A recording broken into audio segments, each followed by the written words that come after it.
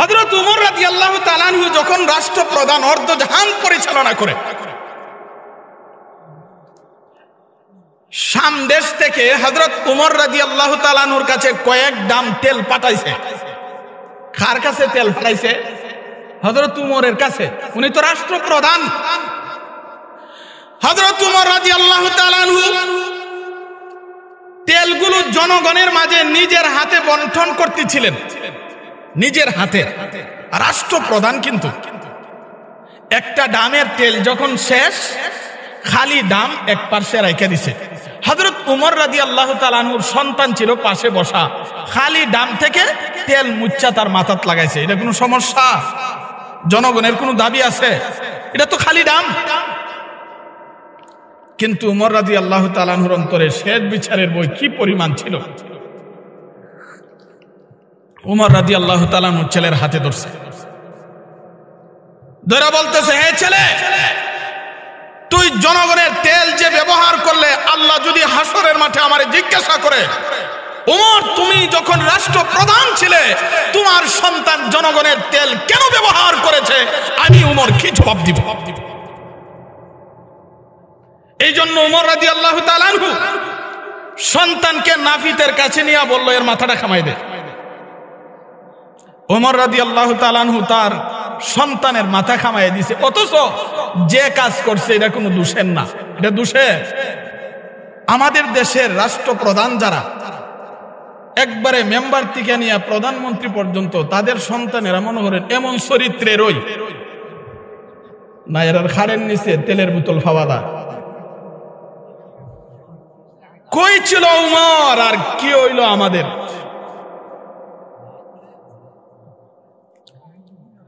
হযরত উমর রাদিয়াল্লাহু তাআলা আনহুর অন্তরে শেষ বিচারের ভয় কি পরিমাণ ছিল। হযরত উমর রাদিয়াল্লাহু তাআলা আনহু তিনি যখন রাষ্ট্রপ্রধান, তিনি একবার মরুভূমি এলাকায় গেছে। মরুভূমি তো বলা হয় যেখানে ঘর নাই, বাড়ি নাই, দোকানপাট নাই, কিচ্ছু নাই। হযরত উমর রাদিয়াল্লাহু তাআলা আনহু মরুভূমিতে যাওয়ার পরে পেটে বড় খিদা লাগছে, পেটে খিদা লাগছে, খাবারের দরকার। এই জন্য উমর রাদিয়াল্লাহু তাআলা আনহু খাবার খুঁজতেছে, খাবার খাবো কোথায় থেকে। হঠাৎ করে দেখে একটা রাখাল অনেকগুলো ছাগল রাখালি করে, আর এই রাখালে একটা ছাগল দহন করে নিজে পান করছে। হযরত উমর রাদিয়াল্লাহু তাআলা আনহু এই রাখালের কাছে গেলেন, গিয়া বলল, ভাই রাখাল, আমি একজন মুসাফির, দেখেছি তুমি একটা ছাগল দহন করে দুধ পান করেছ, আর একটা ছাগল দহন করে যদি আমারে দাও, আমি দুধ পান করে আমার খিদা নিবারণ করব। রাখাল বলে, হে ভাই মুসাফির, এই ছাগলের মালিক আমি না, আর একজন হলো এই ছাগলের মালিক। আমি হইলাম তার বেতনভুক্ত চাকর, আর আমি যে দুধ পান করছি এটাও মালিকের পক্ষ থেকে অনুমতি আছে। আমার মালিকের অনুমতি ছাড়া এক ফোঁটা দুধ তোমারে দিতে পারবো না। রাখালের ভিতরে কি ভয় ছিল। হযরত উমর রাদিয়াল্লাহু তাআলা আনহু যা আশা করছিলেন পাইছে না। মনে মনে বড় খুশি, আমার রাষ্ট্রের ভিতরে একটা রাখাল এত বড় আমানতদার। আর আমাদের দেশের যারা কর্তা আছে, জনগণ ভালো হইলে কিন্তু খুশি না, যত খারাপ হইব আরো খুশি।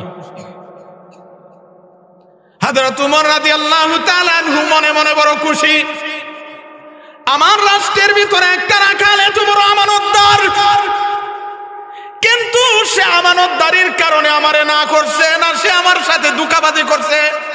এই জিনিসটা তারে পরীক্ষা করা লাগবে। কারণ সমাজের মধ্যে কিছু মানুষ আছে, কথা বলে বড় সুন্দর, নীতিমূলক কথা, চমৎকার কথা, কিন্তু কাজ করে ফেরাউনের মতো। আছে না নাই?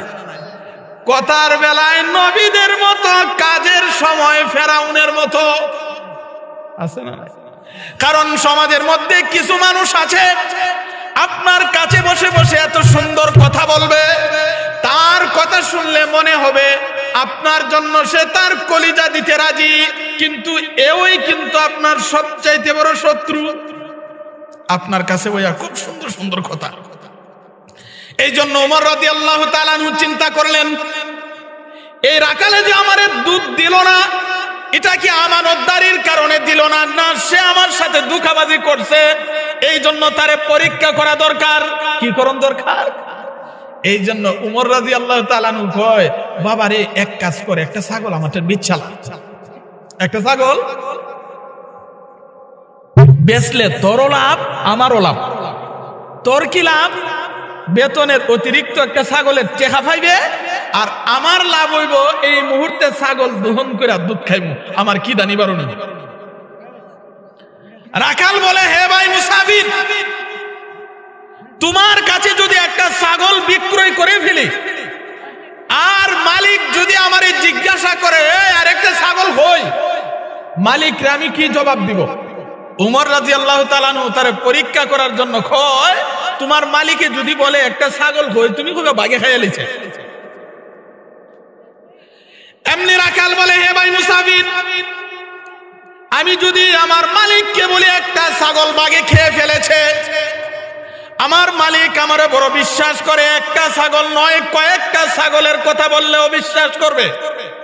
কিন্তু তুই কয়া দা, হাসরের মাঠে যেদিন আল্লাহ আমাকে জিজ্ঞাসা করবে, ওই দিন আল্লাহরে কি জবাব দিব কয়া দাও।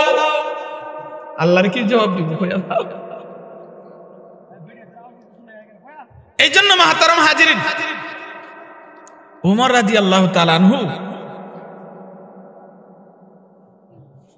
তার এই কথা বলার পরে বলল যে আল্লাহরে কি জবাব দিব, এই কথা কইয়া দাও। যদি ওই জবাব না শিখাইতে পারো, তাইলে তুমি এমন ধরনের কথা বইল না।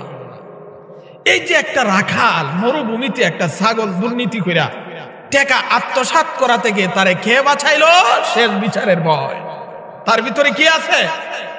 শেষ বিচারের ভয় আছে।